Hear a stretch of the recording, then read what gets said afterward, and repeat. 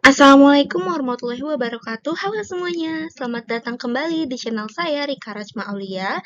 Dan kali ini saya akan membahas materi tentang pengembangan media audio pembelajaran. Nah, teman-teman, kita perlu mengetahui terlebih dahulu pentingnya suara dalam komunikasi efektif. Suara adalah salah satu elemen kunci dalam komunikasi efektif, memainkan peran penting dalam menyampaikan pesan dengan jelas dan memikat. Penelitian menunjukkan bahwa lebih dari 38% dari kesan komunikasi tergantung pada keberhasilan suara.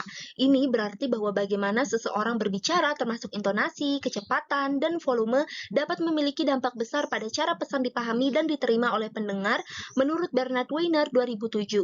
Nah, dalam era digital saat ini, di mana audio instruksional semakin populer, kemampuan untuk menghasilkan suara yang berkualitas menjadi semakin penting. Penelitian menunjukkan bahwa pendengar cenderung lebih terlibat dengan materi audio yang disampaikan dengan suara yang jelas dan menarik, menurut Schroeder dan Epley 2015. Oleh karena itu, memiliki kemampuan untuk menciptakan suara yang menarik dan berkualitas dapat meningkatkan efektivitas media instruksional audio. Selanjutnya, mengembangkan kemampuan suara yang kaya, percaya diri, dan berwibawa. Dalam konteks pendidikan, memiliki kemampuan suara yang kaya dan berwibawa dapat meningkatkan pengalaman belajar siswa. Penelitian menunjukkan bahwa guru yang menggunakan suara yang meyakinkan dan berwibawa cenderung lebih mampu mempertahankan perhatian siswa dan memotivasi mereka untuk belajar, menurut Hell 1984. Oleh karena itu, pengembangan kemampuan suara yang kaya dan berwibawa dapat membantu meningkatkan efektivitas pengajaran dan pembelajaran. Pentingnya pengembangan kemampuan suara yang kaya, percaya diri, dan berwibawa tidak dapat diabaikan. Dengan memiliki kemampuan suara yang baik, seseorang dapat memengaruhi pendengar dengan lebih efektif, membangun kredibilitas dan otoritas dalam komunikasi, serta meningkatkan kepercayaan diri dan kesuksesan dalam berbagai aspek kehidupan. Selanjutnya, pengenalan media audio pembelajaran. Media audio pembelajaran memungkinkan pengalaman belajar yang lebih interaktif dan menarik bagi siswa, memungkinkan aksesibilitas yang lebih besar bagi siswa dengan berbagai kebutuhan dan preferensi belajar, dapat meningkatkan efisiensi waktu dalam proses pembelajaran, dapat menciptakan lingkungan pembelajaran yang dinamis dan adaptif, dapat memfasilitasi kolaborasi dan interaksi antara siswa, dapat membantu mengatasi hambatan geografis dan logistik dalam pembelajaran, dapat membantu memperkaya pengalaman belajar siswa melalui variasi dalam penyajian informasi, dapat membantu penyampaian pesan dengan lebih efektif dalam konteks budaya dan bahasa yang beragam, dapat membantu mengurangi beban kerja bagi pengajar dan fasilitator dalam program pendidikan masyarakat. Penggunaan media audio pembelajaran juga dapat membantu mengurangi biaya dalam pengembangan dan penyediaan materi pembelajaran. Landasan teori pembelajaran audio. Landasan teori pembelajaran audio memainkan peran penting dalam merancang pengalaman pembelajaran yang lebih efektif. Salah satu landasan teori yang mendasar adalah teori dual coding yang diajukan oleh Alan Paivio pada tahun 1971. Teori ini menyatakan bahwa mengkombinasikan representasi verbal dengan representasi nonverbal dapat meningkatkan pemahaman dan retensi informasi siswa. Penelitian oleh Mayer 2001 menemukan bahwa kombinasi suara dan gambar meningkatkan pemahaman siswa hingga 50% dibandingkan dengan hanya menggunakan teks atau gambar saja. Selanjutnya, merancang konten audio instruksional, yaitu langkah penting dalam menciptakan pengalaman pembelajaran yang memikat. Penelitian menunjukkan bahwa variasi dan interaktivitas dalam konten audio dapat meningkatkan retensi informasi. Menurut studi oleh Mayer 2009, siswa cenderung lebih mampu mengingat dan memahami materi ketika disajikan dalam format audio yang beragam dan melibatkan interaksi. Nah, berikut ini ada tahapan operasional dalam merancang konten audio instruksional yang efektif. Yang pertama itu tentukan tujuan pembelajaran. Identifikasi tujuan pembelajaran yang jelas dan spesifik untuk konten audio yang akan Anda buat. Pastikan tujuan tersebut dapat diukur dan terkait dengan kebutuhan audiens. Yang kedua, kenali audiens. Yang ketiga, kembangkan skrip. Buat skrip yang rinci dan terstruktur untuk konten audio Anda. Skrip harus mengikuti urutan logis dan menyajikan informasi dengan jelas dan menarik. Yang keempat, pilih narator yang tepat. Yang kelima, gunakan bahasa yang sederhana dan mudah dipahami. Yang keenam, tambahkan Gunakan efek suara yang relevan. Gunakan efek suara yang sesuai dengan dan relevan untuk meningkatkan daya tarik konten audio Anda. Efek suara dapat digunakan untuk menekankan poin penting, menciptakan suasana, atau meningkatkan keterlibatan pendengar. Yang ketujuh ada perhatikan kualitas audio. Yang kedelapan, rancang dengan durasi yang tepat.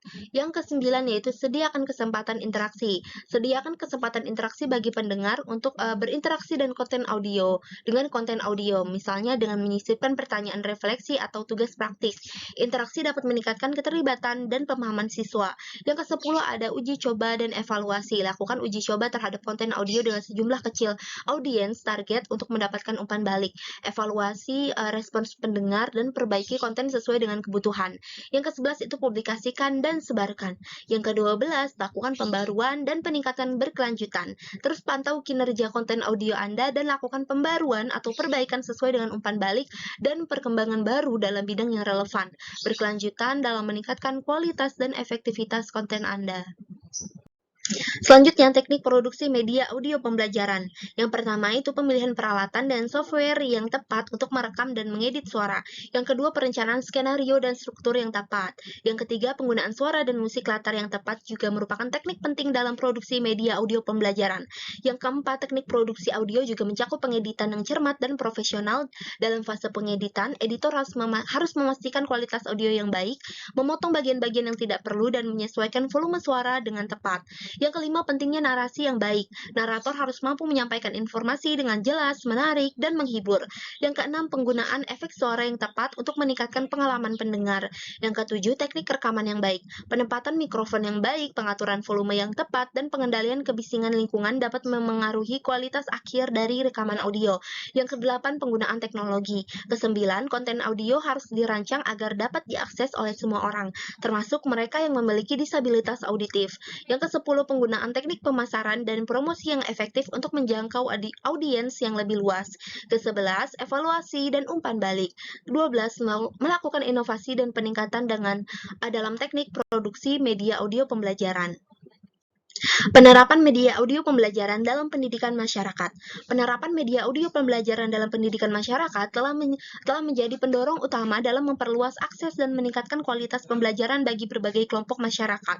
Penggunaan media audio memungkinkan penyampaian informasi yang lebih mudah dipahami dan dapat diakses oleh berbagai lapisan masyarakat, terutama bagi mereka yang memiliki keterbatasan dalam literasi. Menurut penelitian oleh Clark and Mayer 2016, penggunaan media audio dapat meningkatkan retensi informasi hingga 50% dibandingkan dengan metode pembelajaran tradisional. Mengevaluasi dampak media audio pembelajaran. Mengevaluasi dampak media audio pembelajaran adalah langkah penting dalam memahami efektivitas dan relevansi konten audio media dalam pendidikan. Penelitian oleh Khan 2018 menunjukkan bahwa evaluasi yang komprehensif dapat memberikan wawasan tentang keberhasilan program dan potensi perbaikan yang dibutuhkan.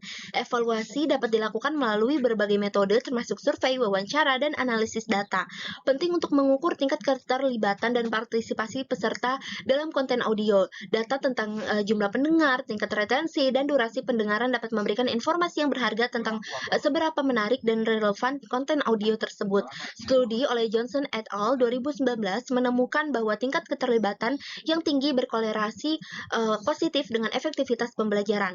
Selain itu, evaluasi juga perlu memperhitungkan pemahaman dan peningkatan pengetahuan peserta setelah mengonsumsi konten audio. Melalui survei pretest dan pascates, peserta dapat diminta untuk menilai pemahaman mereka sebelum dan sesudah mendengarkan, serta seberapa efektif konten audio dalam meningkatkan pengetahuan mereka. Penelitian oleh Anita et al. 2017 menunjukkan bahwa evaluasi terhadap pemahaman dapat memberikan indikasi yang jelas tentang efektivitas pembelajaran. Beberapa indikator utama yang dapat digunakan untuk mengevaluasi efektivitas media audio pembelajaran antara lain: yang pertama, pemahaman materi, retensi informasi, partisipasi dan keterlibatan, umpan balik peserta, peningkatan keterampilan, perubahan perilaku, keterlibatan komunitas, kualitas produksi, aksesibilitas, dan kepuasan peserta. Selanjutnya aspek-aspek kualitas suara. Yang pertama ada tone and pitch. Tone atau nada suara mengacu pada karakteristik emosional atau psikologis dari suara. Nah, di sini tone itu yang tepat membantu mengekspresikan nuansa, emosi, atau sikap tertentu kepada pendengar. Nah, pitch itu mengacu pada tinggi rendahnya suara dan dapat mempengaruhi persepsi tentang kepribadian, kepercayaan diri, dan otoritas narator. Yang kedua ada artikulasi dan pronunsi. Artikulasi ini mengacu pada kejelasan dan ketepatan pengucapan suara. Penelitian menunjukkan bahwa artikulasi yang baik dapat meningkatkan pemahaman dan keterlibatan pendengar. Menurut Mayer 2019, pronunsi adalah cara di mana kata-kata diucapkan dengan benar sesuai dengan aturan bahasa. Nah, yang ketiga itu ada tempo dan ritme. Tempo mengacu pada kecepatan atau laju dari satu percakapan atau narasi. Nah, ritme mengacu pada pola perubahan tempo dalam percakapan atau narasi. Yang keempat ada emosi dan ekspresi. Ekspresi wajah adalah salah satu bentuk ekspresi emosi yang paling mudah dikenali dan paling sering digunakan dalam komunikasi interpersonal. Postur tubuh dan gerakan tubuh juga dapat mengungkapkan emosi seseorang. Penelitian telah menunjukkan bahwa postur tubuh yang tegak dan ekspansif seringkali dikaitkan dengan rasa percaya diri dan dominan, sementara postur tubuh yang tertutup dapat menunjukkan kecemasan atau ketidakpastian. Teknik podcasting di Spotify. Yang pertama, pengenalan tentang podcasting dan popularitasnya di Spotify. Yang kedua, memahami audiens target dan membuat konten yang relevan. Ketiga, menentukan gaya dan format podcast yang sesuai dengan pesan dan tujuan. Keempat, strategi untuk memikat dan mempertahankan perhatian pendengar. Yang kelima, itu ada penggunaan suara yang kuat dan ekspresif untuk membangun koneksi. Dan yang terakhir, retensi dan keterlibatan pendengar. Retensi dan keterlibatan pendengar merupakan faktor kunci dalam kesuksesan podcast di Spotify.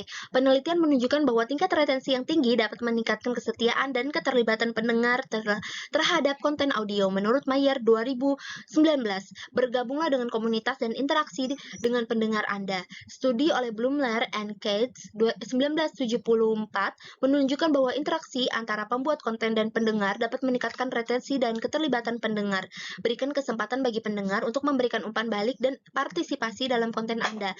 Selanjutnya, gunakan teknik-teknik storytelling untuk menjaga minat pendengar Anda.